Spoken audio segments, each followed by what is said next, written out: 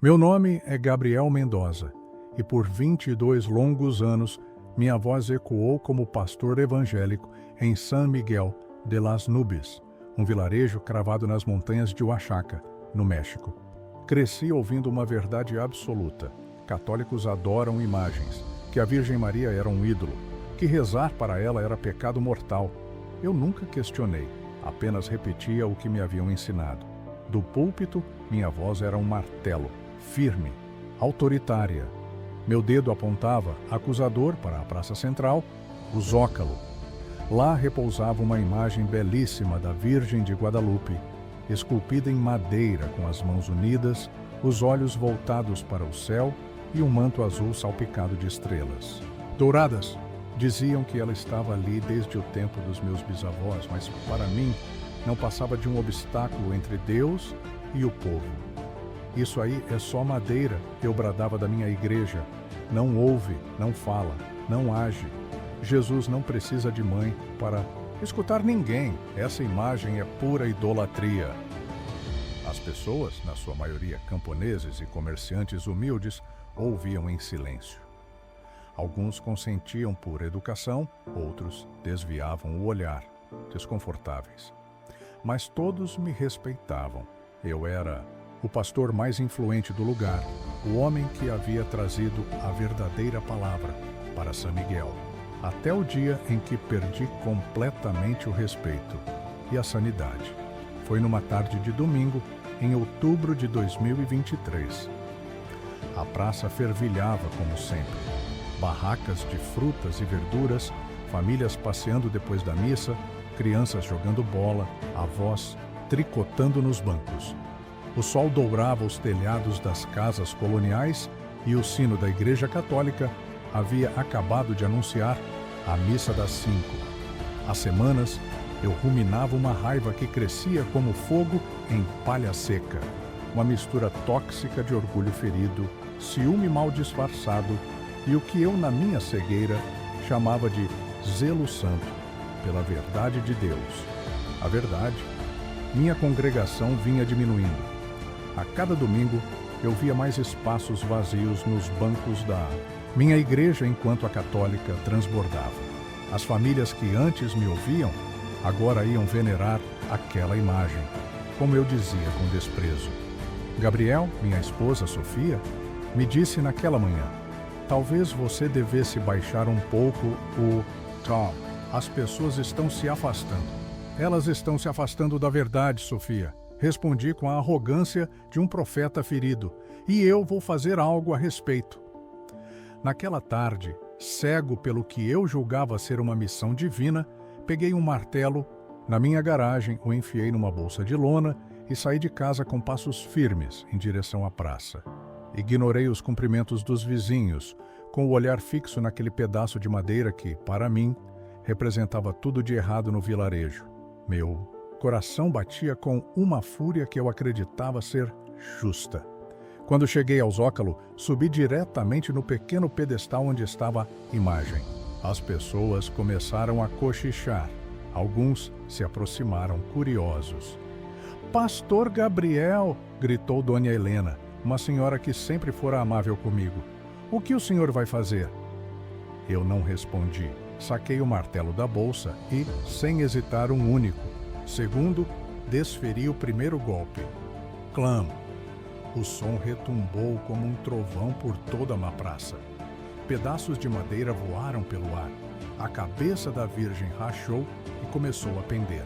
"Não, não!" gritou uma mulher correndo na minha direção. "Pastor, por favor, não faça isso." Mas eu estava possuído por uma fúria que acreditava ser divina. Continuei golpeando com toda a minha força. Clã, clã, clã.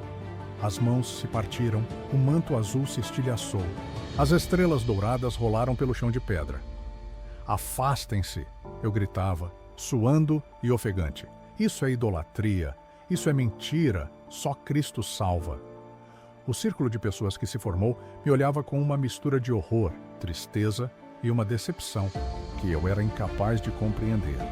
Havia crianças chorando, avós se benzendo, homens de punhos cerrados que se continham por respeito à minha posição. Então, uma jovem mãe com um bebê no colo se aproximou. Ela me olhou diretamente nos olhos, com lágrimas escorrendo pelo rosto, e disse algo que se cravou em minha alma como uma adaga. Pastor Gabriel, o senhor acabou de quebrar a nossa esperança. As palavras dela me atingiram com mais força do que qualquer soco, mas meu orgulho era imenso demais para admitir que talvez eu tivesse cometido um erro. Quando terminei de pulverizar a imagem, a praça mergulhou em silêncio. Só se ouvia o choro sufocado de algumas mulheres e o murmúrio de orações sussurradas. Os guardas do vilarejo chegaram pouco depois. Não me prenderam, talvez por respeito à minha posição, talvez por pena.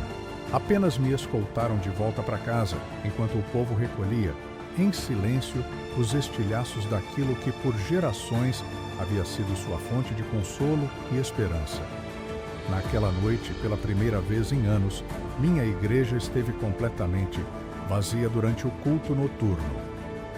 As luzes permaneceram acesas por 2 horas, mas nem uma única alma apareceu para ouvir minha palavra. Minha esposa, Ximena, pôs o jantar na mesa, mas não disse nada. Nem sequer oramos antes de comer, como era nosso costume. O silêncio era ensurdecedor. Antes de dormir, olhei para minhas mãos. As mesmas mãos que haviam abençoado bebês, que haviam batizado convertidos, que haviam folheado as páginas da Bíblia milhares de vezes. Agora estavam manchadas com as farpas da madeira e o pigmento azul. Não consegui dormir. Levantei-me várias vezes, fui ao espelho e me perguntei, pela primeira vez em muitos anos, será que fui longe demais? Mas minha resposta naquele momento ainda era, não, eu fiz o que era certo. Eles é que não entendem. Ah, se eu soubesse o que o céu estava preparando. Se eu soubesse o que aquela imagem representava para aquele povo simples que encontrava nela consolo, proteção e um amor maternal. Se eu soubesse o que a Virgem faria em seguida, não para se vingar, mas para me ensinar a lição mais humilhante e bela da minha vida. Talvez eu tivesse deixado o martelo em casa. Talvez tivesse escutado o sussurro do verdadeiro Espírito antes que o silêncio me engolisse. Mas eu não soube, não quis saber. E por isso, o inesperado estava a caminho. O silêncio. Ah, o silêncio. Nunca imaginei que pudesse doer tanto. Depois daquele domingo em que destruí a imagem da Virgem Maria na praça, San Juan de la Sierra nunca mais foi o mesmo, nem eu. Na segunda-feira, abri as portas da minha igreja como sempre. Vesti meu melhor terno, penteei-me com cuidado, ajustei o microfone, coloquei a música de louvor nos alto-falantes e esperei. Esperei. E esperei. Ninguém veio. O templo, que antes lotava até o último banco nos cultos de semana, agora parecia um deserto. Apenas o som dos grilos entrando pelas janelas abertas e o rangido da madeira velha cada vez que eu me movia. É só uma reação, pensei. Logo entenderão que fiz o correto. Deus vai me honrar por defender sua verdade, mas não vieram na terça, nem na quarta, nem no domingo seguinte. As pessoas de San Juan de la Sierra me tratavam com uma indiferença gélida nas ruas. A padaria, onde antes me ofereciam café de graça e perguntavam sobre versículos bíblicos, agora me atendia com uma cortesia fria. O açougueiro, que sempre me separava os melhores cortes, desviava o olhar quando eu entrava. Até as crianças, aquelas que antes corriam para me abraçar quando me viam, agora se escondiam atrás das saias de suas mães. E o que mais doía era o que acontecia na minha própria casa. Minha esposa, Ximena, mulher nobre e discreta que me acompanhou por 25 anos de casamento, começou a falar cada vez menos. Quando falava, era com uma doçura tingida de tristeza, como quem cuida de um doente terminal, sem ousar dizer em voz alta o que realmente pensa. Mas o pior de tudo era o que acontecia com minha filha. Sofia tinha 12 anos. Era meu orgulho e alegria. Uma menina inteligente e obediente que sempre fora minha pequena discípula. Mas depois do incidente, na praça, algo mudou nela também. Uma noite a encontrei em seu quarto brincando com algo que me fez o sangue ferver. Um pequeno terço de plástico rosa, presente de uma vizinha. Filha, onde você arrumou isso? Onde você conseguiu isso? A pergunta saiu seca. Ximena me encarou com aqueles olhos enormes, transbordando uma inocência que quase me desarmou. Foi a senhora Guadalupe que me deu, papai. Ela disse que serve para falar com a mãe de Jesus. Minha reação foi imediata, mais brusca do que eu gostaria. Arranquei o rosário das mãos dela. Ximena, isso é idolatria. Jesus não tem mãe no céu. Isso é superstição católica. A expressão que surgiu no rosto da minha filha. Eu nunca vou esquecer. Não era rebeldia, era outra coisa. Era decepção. Uma decepção tão profunda que rachou meu coração ao meio. Mas, papai, a voz dela era um fio.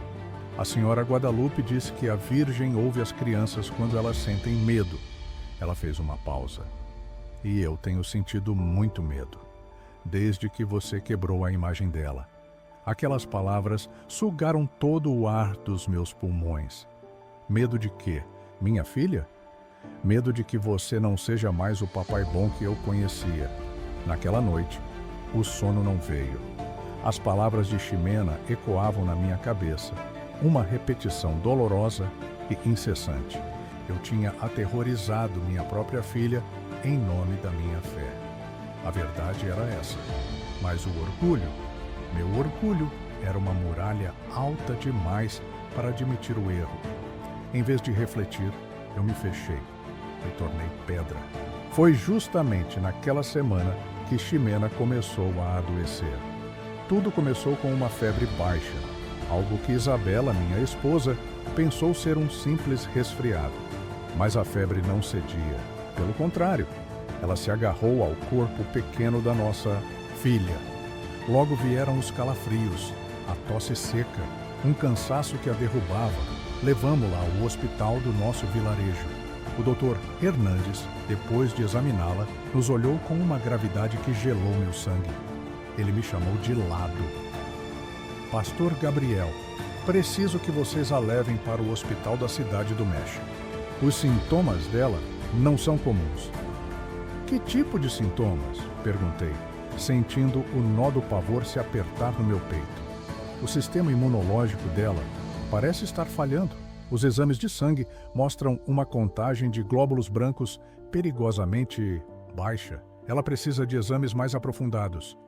A viagem para a cidade do México foi um pesadelo lúcido. Ximena, cada vez mais fraca, repousava no colo de Isabela. Eu dirigia com as mãos trêmulas, o coração martelando na garganta. Durante as 3 horas de estrada, Isabela não me dirigiu uma única palavra. Seu silêncio era uma acusação. Ela apenas abraçava nossa filha, sussurrando preces que o barulho do motor me impedia de ouvir. No hospital, após dias que se arrastaram entre exames e angústia, o diagnóstico caiu como um raio. Leucemia linfóide aguda, o hematologista nos explicou com uma calma profissional que soava brutal. É uma doença grave, mas se iniciarmos o tratamento imediatamente, existem boas chances de remissão completa. Diabo, boas chances. A expressão flutuava na minha mente. Por anos, eu preguei sobre a fé que move montanhas, sobre o poder da oração, sobre os milagres de Deus. Agora, diante da doença da minha própria filha, eu me sentia oco, completamente impotente. Naquela noite, no quarto estéril do hospital, enquanto Ximena dormia, ligada a fios e bolsas de soro, eu caí de joelhos ao lado da sua cama e rezei. Rezei como nunca antes. Meu Deus, sussurrei, as lágrimas escorrendo sem controle. Eu sei que errei. Sei que fui duro demais com as pessoas daquele vilarejo, mas, por favor, não castigue minha filha pelos meus pecados. Ela é inocente.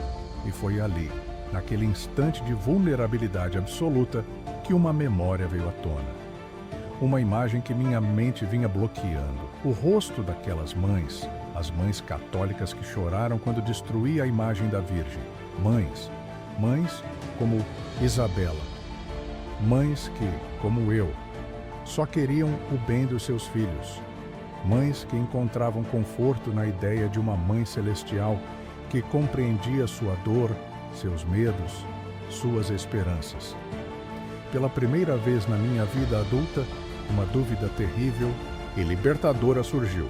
E se eu tivesse entendido tudo errado sobre a fé, nas semanas que se seguiram, enquanto Ximena enfrentava a quimioterapia, eu me tornei um andarilho dos corredores daquele hospital. E eu via. Eu via famílias inteiras rezando o terço ao pé da cama de seus entes queridos. Eu via avós com santinhos da Virgem colados na parede, sussurrando orações com uma fé que, por anos, eu havia ridicularizado. E pela primeira vez, em vez de repulsa, senti outra coisa, uma curiosidade. E talvez, apenas talvez, um vislumbre de compreensão, uma ponta de inveja me corroía por dentro. Aquelas famílias, elas tinham algo que eu, em minha cruzada cega, contra a idolatria havia perdido. Tinham esperança, tinham consolo e, acima de tudo, a certeza de não estarem sozinhas em sua dor. Tudo mudou em uma noite específica. Valentina dormia e Isabela tinha descido para a cafeteria do hospital em Querétaro. Fiquei sozinho no quarto. O silêncio era quebrado apenas pelo bip dos monitores e por um sussurro vindo da cama ao lado. Lá, uma menina com a mesma idade da minha filha, também lutando contra a leucemia, repousava. Ao seu lado, a avó, uma senhora de mãos marcadas pelo tempo e pelo trabalho, rezava o terço em voz baixa. Vencendo minha própria resistência, me aproximei. Com licença, senhora. Como está sua neta? A mulher me olhou com olhos cansados, mas de uma bondade que desarmava. Melhor, graças a Deus e à Virgem Santíssima. Amanhã mesmo ela recebe alta. A Virgem Santíssima. Repeti a palavra, quase como um eco, embora já soubesse a resposta. Sim, meu filho, a Virgem Maria. É ela quem me dá forças para continuar. Ela sabe o que é ver um filho sofrer. Aquelas palavras se cravaram no meu coração como flechas de luz. Ela sabe o que é ver um filho sofrer. A revelação me atingiu em cheio. Jesus. A Virgem tinha visto Jesus sofrer. Tinha permanecido ao pé da cruz enquanto seu filho agonizava. Ninguém, absolutamente ninguém poderia entender a dor de um pai, de uma mãe, como ela. Senhora, perguntei com a voz embargada, a senhora acha que a Virgem ouviria a oração de alguém como eu? A idosa me olhou com um sorriso terno, que parecia carregar toda a sabedoria do mundo. Meu filho, uma mãe sempre escuta seus filhos, especialmente quando estão desesperados. Naquela noite, pela primeira vez na vida, ousei pronunciar uma oração que jamais imaginei que sairia dos meus lábios. As palavras eram estranhas na minha boca. Virgem Maria, se a senhora realmente existe, se realmente me ouve, por favor, ajude a minha filha, ajude a Valentina, me ajude a entender o que eu fiz de errado. Me ajude a ser um pai melhor, um homem melhor. Eu não esperava uma resposta dramática, nenhuma visão, nenhum milagre instantâneo. Mas o que aconteceu, em seguida, me transformou para sempre. Na manhã seguinte, Valentina acordou com uma energia que eu não via há semanas.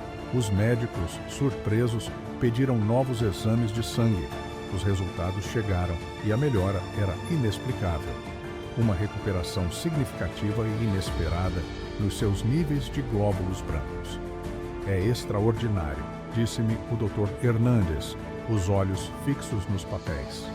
A resposta ao tratamento está sendo muito mais rápida do que o esperado. Se ela continuar assim, podemos estar falando de remissão completa em poucas semanas. Naquela tarde, enquanto Valentina dormia um sono tranquilo, o primeiro em dias, encontrei Isabela chorando em silêncio de costas para mim, olhando pela janela. "O que foi, meu amor?" perguntei, tocando seu ombro. Com a voz trêmula, ela se virou para mim. "Gabriel, eu sonhei com ela esta noite." "Com ela quem?" "Com a Virgem Maria." Ela me disse que a Valentina ia ficar bem. mas que você precisava aprender algo importante. Um arrepio percorreu minha espinha. O que mais ela disse? Ela disse que o amor de uma mãe não compete com o amor de Deus. Ele o completa. Aquelas palavras ecoaram na minha alma como sinos de catedral. O amor de uma mãe o completa. Durante anos, eu preguei que venerar Maria era roubar a glória de Jesus. Pela primeira vez, a ficha caiu. Eu poderia estar redondamente enganado. Uma mãe que ama Jesus não lhe tira nada. Ela lhe dá tudo. No dia seguinte, fiz algo que meu orgulho vinha me impedindo de fazer há semanas. Liguei para o Padre Miguel, o pároco católico de San Miguel de Allende. Padre, disse eu com a voz mais humilde que consegui encontrar. Aqui é Gabriel Mendoza. Preciso falar com o senhor. Houve uma longa pausa do outro lado da linha. Por um instante, pensei que ele desligaria. Finalmente, a voz suave do padre. Miguel respondeu. Pastor Gabriel, eu estava esperando a sua ligação. Estava? Perguntei, incrédulo. Sim. A Virgem Maria nos ensina que nunca é tarde demais para voltar para casa.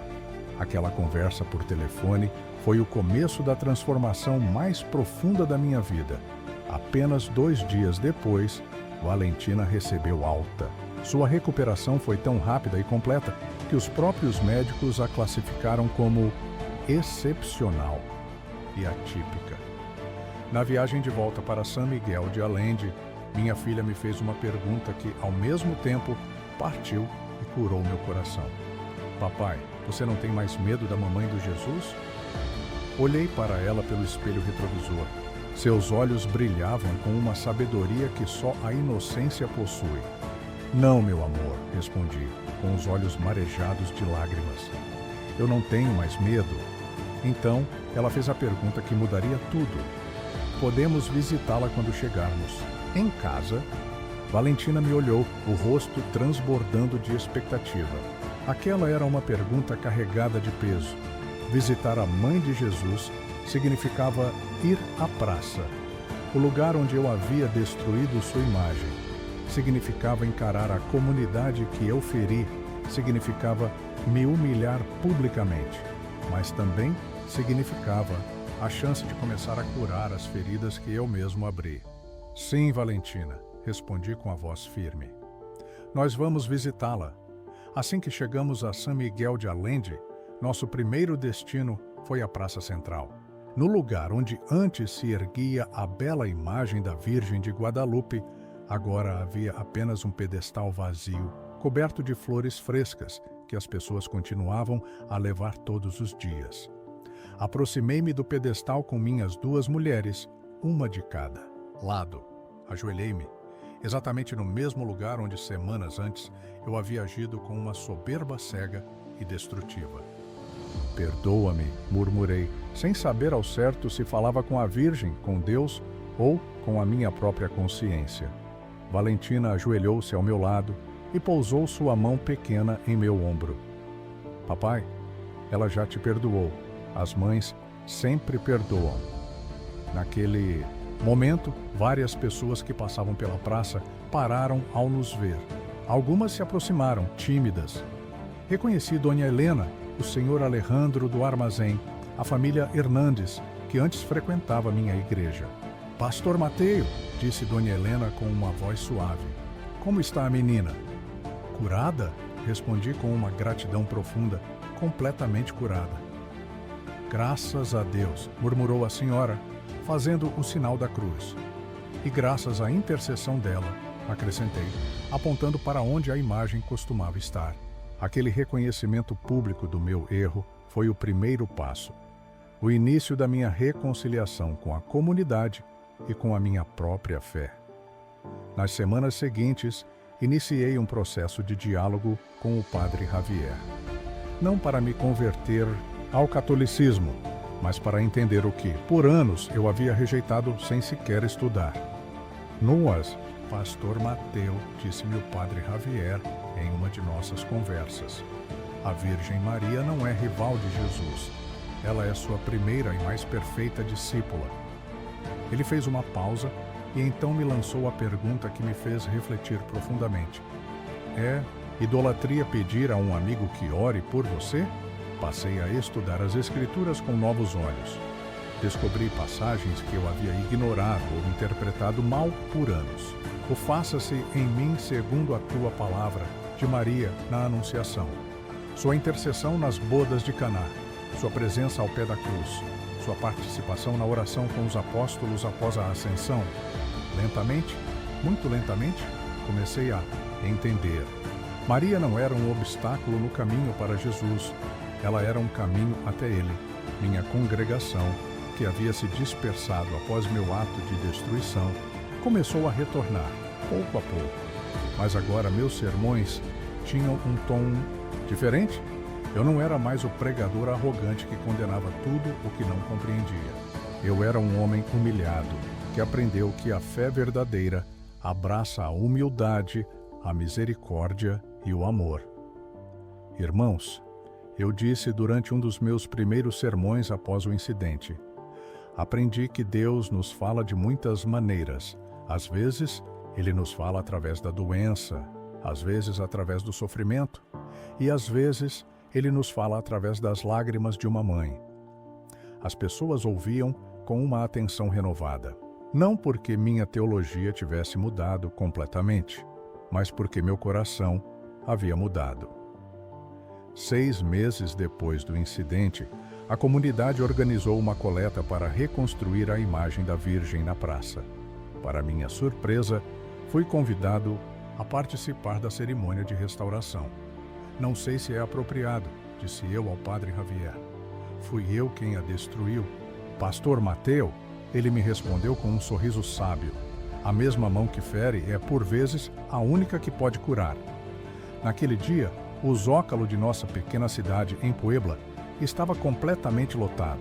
Católicos e protestantes, lado a lado, unidos pela primeira vez em anos para celebrar algo que ia muito além de nossas diferenças de fé. Celebrávamos o respeito, a tolerância, o amor. Quando me chamaram para falar, subi no modesto palanque com as pernas trêmulas e o coração transbordando de uma humildade que eu mal conhecia. Queridos vizinhos, comecei com a voz embargada. 6 meses atrás, a soberba e a arrogância me cegaram, e eu destruí algo que para muitos de vocês era sagrado. Eu não posso apagar o dano que causei, mas posso, aqui e agora, pedir perdão, e posso dedicar a minha vida a construir pontes em vez de muros. Aprendi que o amor de Deus é infinitamente maior que as nossas divergências teológicas. Aprendi que uma mãe que ama o filho não compete com o pai, ela completa a família. E aprendi que Maria, a mãe de Jesus, não nos afasta dele. Pelo contrário, ela nos aproxima. É por isso que estou aqui hoje, não como o pastor Santiago, nem como católico, mas como um homem que foi perdoado e que deseja, acima de tudo, viver em paz com seus irmãos. Os aplausos que se seguiram não foram apenas para mim, eram para a própria possibilidade de união na diversidade. Eram um tributo ao triunfo do amor sobre o ódio. Eram a prova viva de que a graça divina pode transformar até os corações mais empedernidos. Quando a nova imagem da Virgem de Guadalupe foi instalada, ainda mais bela que a anterior, o padre Miguel me fez um convite que ecoaria em minha alma para sempre. Pastor Santiago, o senhor gostaria de me ajudar a abençoar a imagem? Aquelas palavras, aquela pergunta foi um dos momentos mais emocionantes de toda a minha vida. Ali, diante de toda a comunidade, ele guiou minha mão até que ela tocasse a do padre católico, ambas pousadas sobre a imagem que, meses antes, eu havia profanado com tanto ódio. Virgem Maria, Mãe de Jesus, oramos juntos em uníssono. Abençoe esta comunidade. Ajude-nos a viver em unidade, respeito e amor. Ensine-nos a ser instrumentos de paz. Ximena, minha filha, completamente recuperada e radiante de saúde, se aproximou e depositou um buquê de flores aos pés da nova imagem. Obrigada, Mamãe Maria, ela sussurrou, com a fé pura e simples de uma criança, por curar o meu pai. As palavras dela me atingiram em cheio. Naquele instante, eu entendi que a minha verdadeira cura não tinha sido apenas do meu orgulho ou da minha ignorância. Tinha sido uma restauração completa da minha relação com Deus, com minha família, com minha comunidade e, finalmente, com a minha própria alma. Hoje, 3 anos depois daquele domingo fatídico, eu continuo sendo um pastor evangélico. Não, eu não me converti ao catolicismo, mas aprendi a respeitar e a amar as tradições que antes eu atacava com a mais pura ignorância. Minha igreja agora é um porto seguro, um lugar onde católicos e protestantes se reúnem para orar juntos quando a nossa comunidade enfrenta uma crise.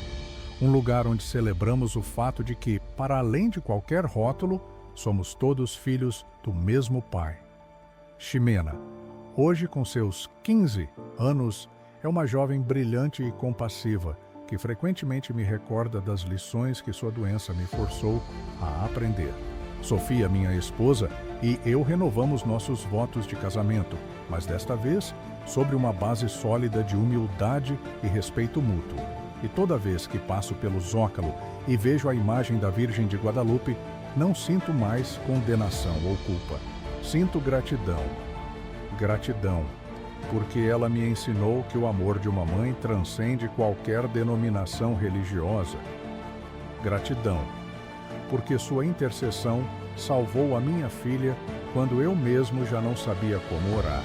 E gratidão, porque ela me mostrou que Deus pode usar até os nossos maiores erros para nos ensinar as mais profundas lições de humildade e amor. Se existe uma única verdade que eu gostaria que ficasse da minha história, é esta: a fé verdadeira não se prova destruindo o que os outros consideram sagrado, mas sim construindo pontes de entendimento e respeito. Você não precisa mudar suas crenças para amar seus irmãos. Você não precisa se converter a outra religião para reconhecer a beleza em tradições diferentes da sua. Você só precisa de uma coisa: a humildade para admitir que Deus é maior do que a nossa compreensão limitada e que o seu amor se manifesta de formas que nem sempre entendemos, mas que, invariavelmente, nos convidam a ser pessoas melhores. Foi com a Virgem Maria que aprendi a lição mais profunda: uma mãe jamais deixa de amar seus filhos, mesmo quando esses filhos a rejeitam, a atacam ou a compreendem mal. E se ela foi capaz de perdoar alguém que, movido pelo ódio, destruiu sua imagem, então cada um de nós pode aprender a perdoar, a amar, a construir em vez de destruir. Meu nome é Santiago Hernandes e esta é a história de como esmigacei uma imagem da Virgem Maria com um martelo e de como ela, com sua misericórdia, reconstruiu minha alma. Mas a história não parou ali. 5 anos depois daquele domingo fatídico, a cidade de San Miguel de Allende havia se tornado um exemplo de unidade religiosa, atraindo visitantes de todo o México. A reconciliação entre católicos e protestantes transformara completamente nosso povoado. Pastor Santiago, me perguntou um repórter da Rádio Fórmula, como o senhor conseguiu unir católicos e protestantes? Não fui eu quem os uniu. Foi o amor de uma mãe celestial que me ensinou que seus filhos terrenos não têm por que viver divididos.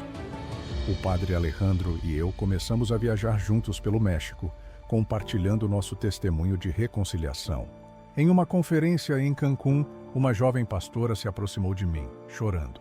Pastor Santiago, eu também destruí imagens religiosas que meus fiéis trouxeram de suas casas católicas.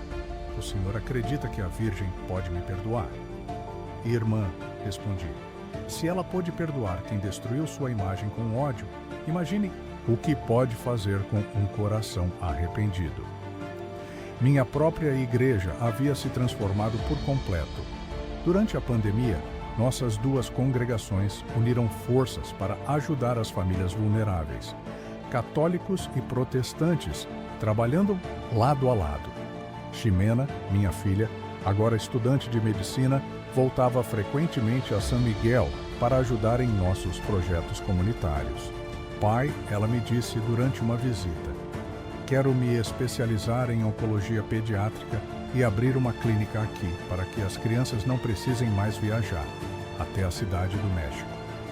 E como você pretende fazer isso, minha filha? Quero que tenha uma capela, ela respondeu, com os olhos brilhando, onde as famílias de qualquer denominação possam orar juntas. Seu sonho se tornou realidade. Organizamos a primeira campanha ecumênica na história de San Miguel. A Clínica Pediátrica Santa Maria da Esperança abriu suas portas 2 anos depois, atendendo famílias de toda a região. No dia da inauguração, o bispo e o presidente da Aliança Evangélica vieram juntos para abençoar as instalações.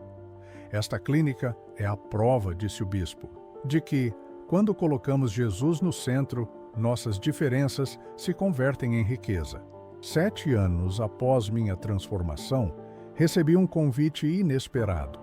O Vaticano me convidava para participar de um simpósio sobre ecumenismo e devoção mariana.